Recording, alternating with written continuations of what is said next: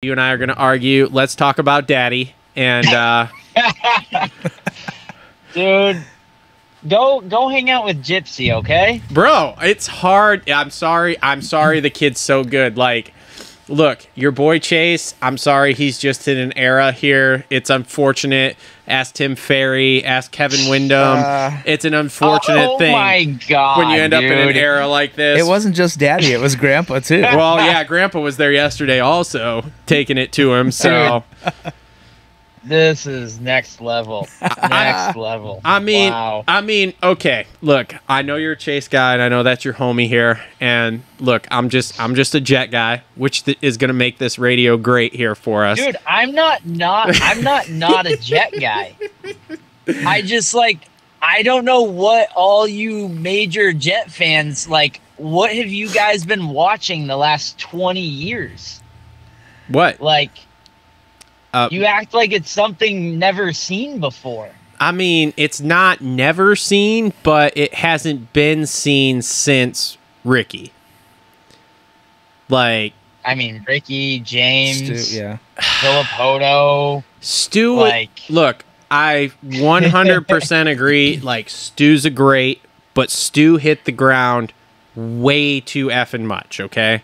And I've come around when I first got back into this here, and Stu was kind of finishing off his career there in 2013-14 range. I was very, very critical of Stu because of how much he hit the ground. Because I'm like, bro, just dial it back 5%, don't hit the ground, and win everything, which he didn't do. He admits that. He admits I know, which is what we're seeing with Jett now. Jett is basically Stu that dialed it back 5%. Yeah, I agree with that. Yeah. I mean, he's too in control to compare him to Stu, I feel like. Dude, he's so I feel like he's what was it, 2017 when Roczen had that big crash? Yeah. I feel like he's 2017 Roczen. I don't know, man. I think he's even got a little bit better sense, which I know sounds hypocritical here because of what the injury he just came off of and the Hangtown thing, but it's I feel like he's even got a slightly more sense of hey, dumbass, don't do that. Yep. So, where Kenny didn't have that. Don't get me wrong, I was there at A1 in 2017 and watched Kenny just yard those fucking guys. Very reminiscent of what Jett does. Because I remember, were you there at A1 that year? No, I wasn't. Dude, there was, and I just clearly remember this because it's the only A1 I've ever been to. There was along the outfield wall in, it must have been left field there was a double section that you could go 3-1 on that was pretty big. And everybody was doing it, but Kenny was going double and yarding everybody with it. And I was just this is the most incredible thing I've ever seen in my life.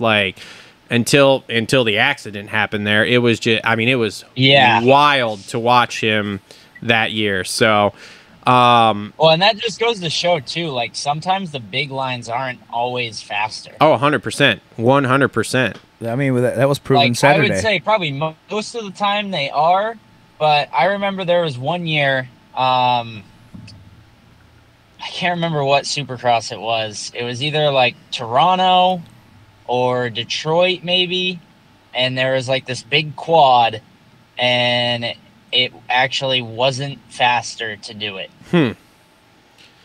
Interesting. Well, yesterday because they had the Dartfish in the Geico trailer. Yeah. Well, it was actually faster. It was a triple or a quad single or something like that.